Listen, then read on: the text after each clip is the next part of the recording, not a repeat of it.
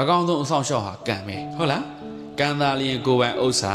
ဒါကြောင့်ကံကောင်းနေနဲ့နေစဉ်ကုသိုလ်ကောင်းမှုတွေပြုဒါနသီလဘာဝနာမပြင်းနဲ့တပည့်တော်တို့ကဗျာတတိယတော်လုံနိုင်တော့တပည့်တော်တို့အလိုသမားတွေကိုဝန်ထမ်းတွေဘယ်လိုလွယ်မလဲဆိုတော့ဘုံပြောပေါ်ပဲတစ်ပင်လေးတွေအောင်လမ်းလျှောက်နေလေးလေးတိုင်ဤတန်ရှင်းတော်လေးနဲ့ဘုရားပူဇော်ပါ၏တစ်ပင်လေးစိမ့်ဆိုဤစိမ့်လန်းတော့တစ်ပင်လေးနဲ့ဘုရားပူဇော်ပါ၏ပန်းလေးတွေပွင့်ဤပန်းလေးတွေဘုရားပူဇော်ခူးစရာမလိုဘူးစေတနာပဲ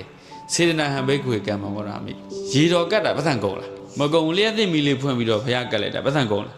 သဘောရောက်ခြင်းဘုရားရှိခိုးပြီးဟိုတည်းမှာဘုရားရှိခိုးဒီမှာဘုရားရှိခိုးပြီးပတ်စံကုန်လားကုသိုလ်ကောင်းမှုကံကောင်းဆိုတာ